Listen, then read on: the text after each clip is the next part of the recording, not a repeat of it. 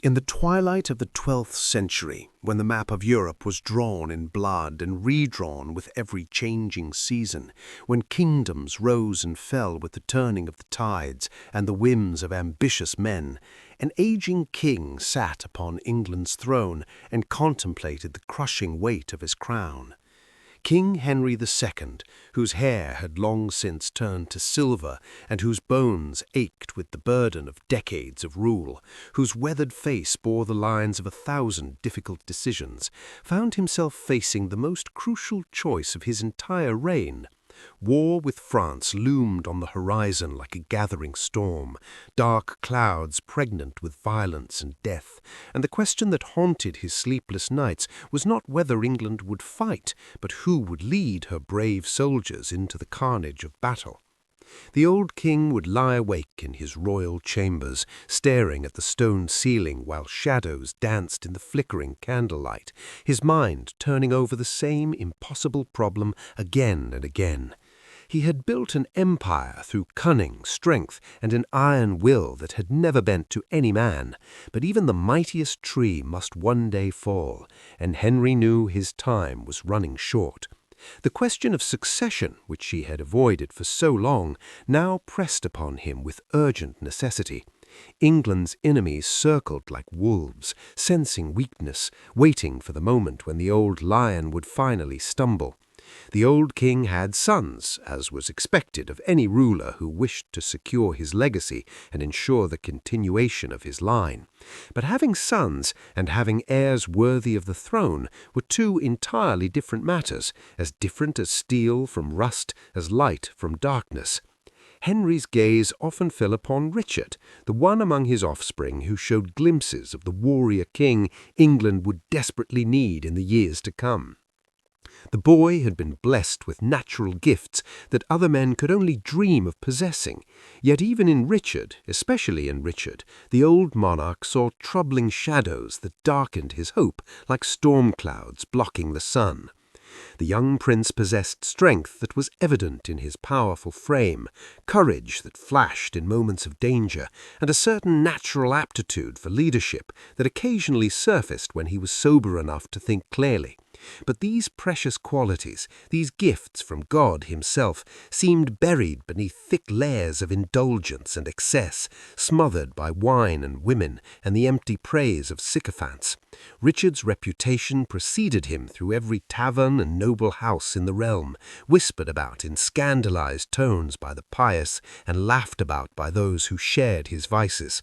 He was a man who preferred the warmth of wine to the cold steel of responsibility, who sought comfort in earthly pleasures rather than the harsh disciplines of kingship, who would rather bed a willing maiden than study the arts of war and statecraft. Henry had watched his son waste his potential for years, each passing season bringing new disappointments, new reports of excess and irresponsibility. The prince would disappear for days at a time, lost in drunken revelry, while important matters of state went unattended. He missed crucial meetings with advisers, ignored diplomatic visitors, and showed more interest in the bottom of a wine cup than in the future of the kingdom he was meant to inherit. The old king had tried reasoning with him, had tried stern words and gentle encouragement, had tried everything short of outright cruelty. Nothing worked. Richard would promise to change, would seem genuinely contrite for a day or two, and then the cycle would begin again. This troubled Henry deeply, gnawing at him like a cancer that could not be cut out. The kingdom could not afford a drunk on its throne, no matter how naturally gifted that trunk might be, no matter how much potential lurked beneath the wine-soaked surface. England needed a lion, fierce and terrible, and utterly devoted to the protection of his realm, not a lamb who had lost his way in the vineyards and brothels of the realm. The enemies at the gates would not wait for Richard to grow up, would not pause their schemes while the prince found himself. They would strike the moment Henry died, would tear the kingdom apart while a drunk fumbled with the crown. So the old king devised a test, one so brutal and unforgiving that it would either forge Richard into the ruler England deserved or destroy him entirely. There would be no middle ground, no gentle lessons in courtly politics or diplomatic negotiations, no more chances to reform through kind words and patient instruction. Henry understood that some men could only be shaped by fire and iron, that some lessons could only be learned through suffering so intense it stripped away everything false and left only the raw core of a person's character. His son would be no exception to this harsh truth. For weeks Henry planned in secret, consulting only his most trusted advisers, men who had served him for decades and understood the weight of crown and kingdom. Some of them argued against the plan, claiming it was too dangerous, too likely to kill the prince rather than transform him. Others questioned whether a father had the right to subject his own son to such torment, whether such cruelty could ever be justified, even in service of the realm. But Henry was resolute. He had seen too many kingdoms fall to weak rulers, had watched empires crumble because soft men sat on hard thrones. If his son was king, he would be worthy of the crown, or he would be dead. There was no third option. The sentence Henry passed on his own blood was one that made even his hardest advisers blanch with shock when he finally revealed his full plan. Richard would be sent to a prison unlike any other in Christendom, a place where the very concept of mercy had been forgotten long ago, buried beneath centuries of suffering and death. This was no ordinary dungeon where nobles languished in relative comfort waiting ransom, playing chess and writing poetry while servants brought them meals. This was a hellscape of stone and shadow, a place whose very name was whispered with dread by even the most hardened criminals. It was a place where survival itself was a daily battle against hunger, violence, and the slow erosion of sanity, where death came quickly to the weak, the slow, and the unprepared. The prison sat in a remote corner of the kingdom, built into the side of a mountain where the sun rarely reached the valley floor. It had been constructed generations ago as a place to dispose of the kingdom's most dangerous men, those too violent to be controlled and too well connected to be simply executed. Over the decades, it had evolved into something far worse than its builders had ever imagined. Within these cursed walls, prisoners did not simply serve their time in sullen quiet. They fought for every breath, every scrap of food, every moment of continued existence. The strong preyed on the weak with impunity. Guards looked the other way as violence erupted. The only law was the law of the jungle, red in tooth and claw. When the king's guards came for Richard in the dead of night, the prince was drunk as usual, passed out in his chambers with wine stains on his fine clothes and the smell of perfume still clinging to his skin. They dragged him from his bed roughly, showing none of the deference usually accorded to royalty. There were no explanations, no formal charges read, no trial or ceremony. The king had ordered it, and his word was law.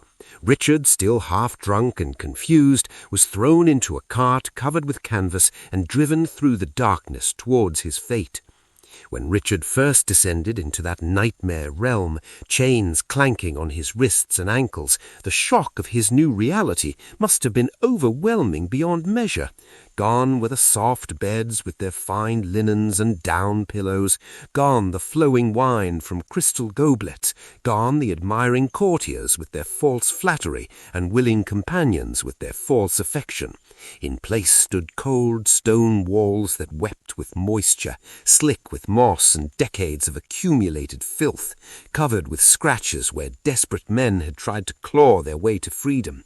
The air itself was thick with the stench of unwashed bodies and spilled blood, of waste and rot and death.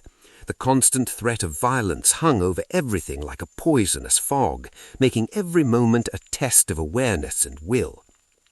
The guards stripped Richard of his fine clothes and threw him a rough prisoner's tunic that was too small and stiff with old sweat. They took his boots and gave him crude sandals that barely protected his feet from the sharp stones that littered the prison floors. They shaved his head roughly, drawing blood, taking away even the dignity of his appearance. When they threw him into the general population, they offered no protection, no warning, no special consideration for his royal blood. In this place, he was just another piece of meat for the grinder.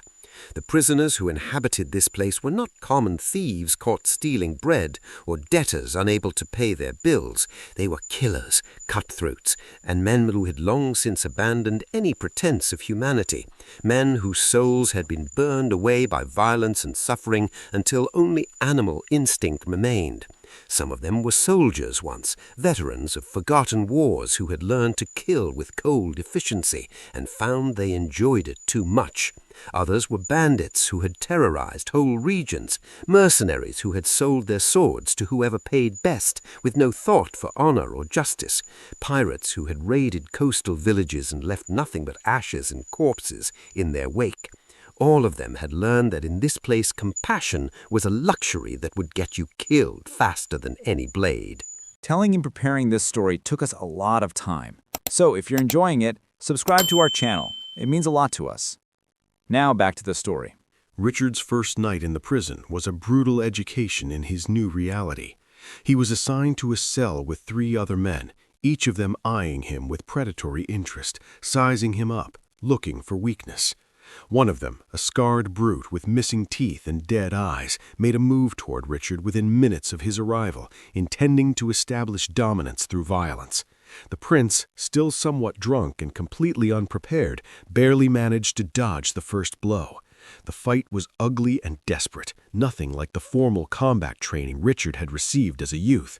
It was clumsy grappling on a filthy floor, biting and gouging, fighting for his life with no rules or honor. Somehow, through luck and desperation, Richard managed to get his chain wrapped around the man's throat. He pulled until the attacker went limp, not knowing if he had killed the man or merely choked him unconscious, not particularly caring in that moment. The other cellmates backed off after that, reassessing their initial judgment. The soft prince had at least some survival instinct, at least some willingness to fight back. That bought him a temporary reprieve, a night to sleep with one eye open and his back to the wall. But Richard knew, in the cold clarity that sobriety and terror brought, that this was only the beginning. Every day would bring new challenges, new threats, new tests of his will to survive. The diversity of adversaries Richard faced in this hellish crucible was staggering and terrifying in its scope. Men from different lands brought different fighting styles, different weapons fashioned from whatever materials they could scavenge or steal, different philosophies of combat and survival learned in places Richard had never even heard of.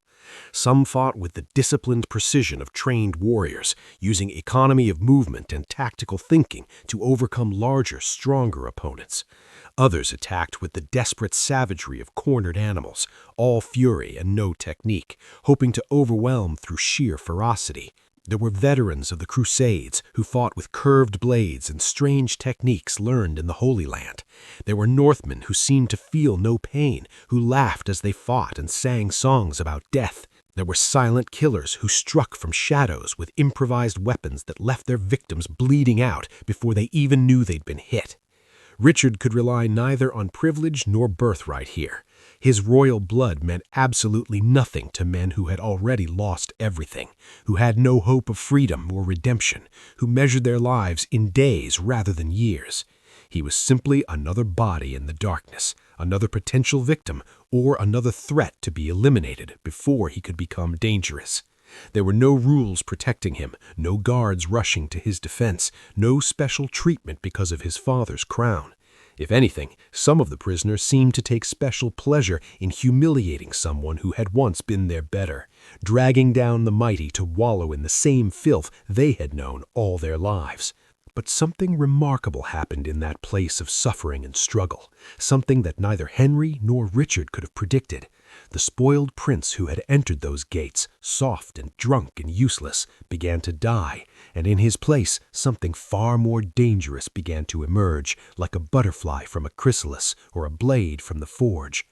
Richard discovered reserves of strength he never knew he possessed, not just physical power, though that came too, as hunger and constant combat hardened his body, but mental fortitude and strategic brilliance that had always been there, buried beneath wide and complacency. The transformation did not happen overnight. It was a gradual process, painful and often humiliating, marked by defeats and injuries and moments of crushing despair. In his second week, Richard lost a fight badly, taking a beating that left him unable to walk properly for days. He lost his meager food ration to a larger prisoner and nearly starved. He made mistakes, trusted the wrong people, fell for simple tricks that more experienced prisoners used to exploit newcomers. Each failure was a lesson burned into his consciousness with the fire of pain and humiliation. But Richard was learning, faster than anyone had expected, absorbing knowledge like a sponge soaking up water.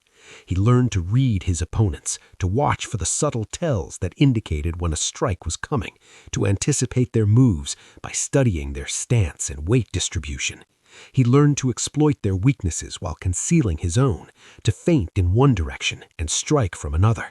He mastered weapons he had barely touched before, turning improvised implements of death into extensions of his own will. A broken chair leg became a club. A sharpened piece of metal stolen from a work detail became a knife. His chains themselves became weapons when wielded with enough force and creativity. More importantly, Richard learned what it meant to fight not for glory or entertainment, not for the cheers of a crowd or the approval of courtiers, but for the simple, fundamental right to see another dawn. Every morning he opened his eyes was a victory.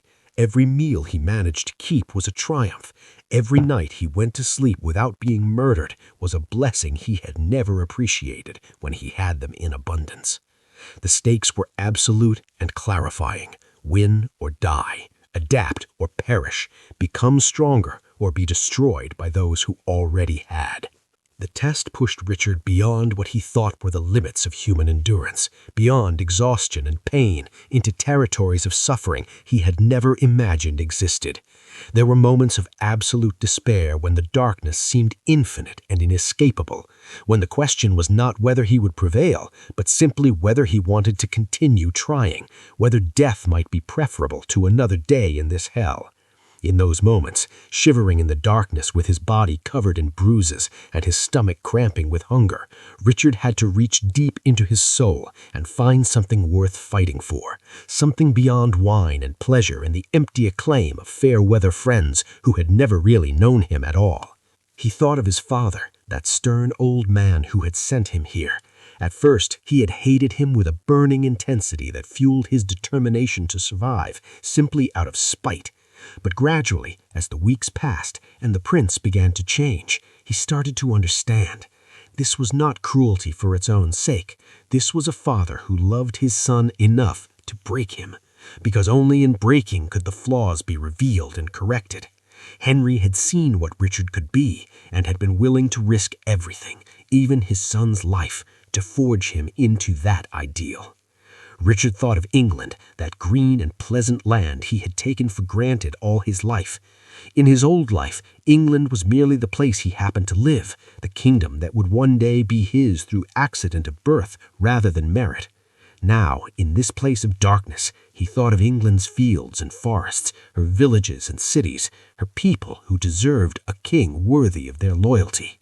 He had a duty to them, a sacred obligation that he had been ignoring in favor of personal pleasure. That duty called to him now, demanding that he survive, that he grow stronger, that he become the protector they needed. He had to think of legacy and meaning, of what it meant to be remembered when you were gone. His old life had been building no legacy at all, just a series of empty pleasures that would be forgotten as soon as he died. But here, in the crucible of suffering and struggle, he had the chance to forge something permanent, something that would matter. He could become the man in the stories, the king that bards sang about, the legend that inspired others to greatness. Or he could die forgotten in this dark hole, just another failed prince who squandered his gifts. He had to discover purpose, real purpose that went beyond the shallow satisfactions of wine and women, and in discovering it, he had to become the man his father knew he could be, but had never forced him to become. The purpose he found was simple and profound: to survive, to grow strong, to escape this place and become worthy of the crown that awaited him. Every morning he repeated this purpose to himself like a prayer. Every night he assessed his progress, noting what he had learned, how he had grown, where he still needed to improve. As days turned into weeks and weeks stretched into months, Richard's reputation within the prison began to change in ways that surprised even the oldest inmates. The other prisoners, hardened criminals and warriors all, men who trusted no one and respected only strength, started to see him differently. He was no longer the soft prince thrown into hell for his father's amusement, no longer the privileged fool learning a harsh lesson. He had earned his place among them through blood and sweat and unbreakable will, proven himself in countless fights and endless adversity. His victories mounted, not through luck or privilege, but through skill, intelligence, and a courage that grew stronger with each challenge he survived. He won fights he should have lost, found food when there was none, made allies among men who trusted no one. The man who had once drowned his potential in wine now channeled that same intensity into becoming an unstoppable force. Where he had once been passionate about pleasure, he now became passionate about perfection in combat. Where he had once been dedicated to avoiding responsibility, he now became dedicated to mastering every skill that might keep him alive another day. Other prisoners began seeking his counsel on disputes, asking him to mediate conflicts because they trusted his judgment and feared his wrath. When fights broke out in the yard, men looked to see which side Richard would take before committing themselves. He had become a leader not through title or birthright, but through pure force of character and proven ability. This was leadership earned rather than inherited, and it tasted sweeter than any wine he had ever drunk. The guards noticed the change too, though they kept their distance. They saw how the prisoners deferred to Richard, how violence decreased in areas where he held sway, how order emerged from chaos when he spoke. Some of them whispered that he was the king's son, that this was all part of some elaborate plan. Others thought he was simply a natural leader who had found himself in extraordinary circumstances. None of them dared to interfere, knowing that the prison's brutal equilibrium was delicate and that Richard had become a key part of maintaining it. The transformation was complete when Richard finally emerged from that terrible place, blinking in the sunlight like a man reborn. The young man who had entered as a disappointment to his father and kingdom stepped back into the light as something entirely different, something that made the guards escorting him unconsciously step back in awe and fear. His eyes held a hardness that came from staring into the abyss and refusing to blink, from seeing the worst of humanity and not being broken by it. His bearing commanded respect without demanding it, with the quiet confidence of someone who had nothing left to prove. His body bore the scars of countless battles, each one a lesson written in flesh and blood, a testament to survival against impossible odds. He had been tested by adversity in its purest, most brutal form, and he had not merely survived but conquered, not just endured but thrived.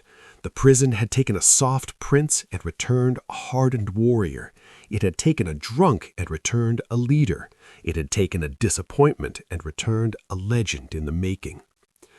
It was in the crucible of that hellish prison that Richard earned the name that would echo through the centuries and across continents.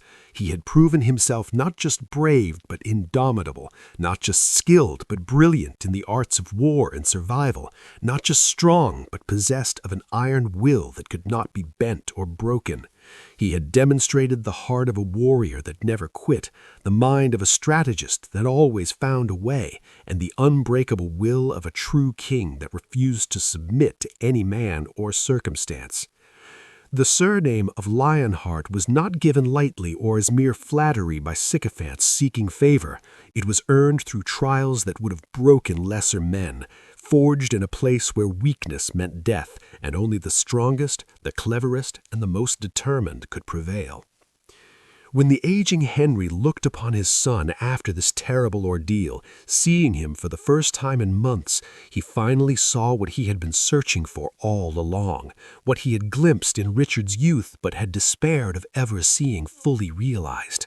Before him stood not a dissolute prince squandering his potential on wine and women, but a king worthy of England's throne and capable of leading her armies against any foe that might threaten her shores.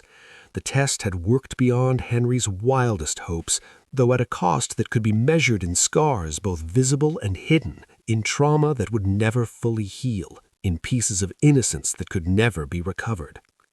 Richard had been broken down to his fundamental elements like ore in a smelter, everything superficial and weak burned away by the heat of suffering and rebuilt into something far greater than he had been before. The dross had been removed, leaving only pure metal. The soft parts had been cut away, leaving only hard purpose. The boy had died in that prison, and a man had been born. Father and son stood facing each other in the throne room, neither speaking for a long moment. Henry saw his own youth reflected in Richard's scarred face, remembered when he too had been tested by fire and emerged stronger. Richard saw his future in his father's aged features, understood the weight of the crown he would one day inherit. They did not embrace, they did not speak of love or reconciliation, but a nod passed between them, an acknowledgement of respect from one warrior to another, from one king to his heir. As England and France prepared for the inevitable clash that would reshape the balance of power in Europe, as armies assembled and alliances were forged and strategies debated in castle halls, Richard the Lionheart stood ready, no longer a liability he had once been, but now England's greatest asset. The prison had stripped away everything false about him, everything weak and indulgent, leaving only the pure essence of a warrior king.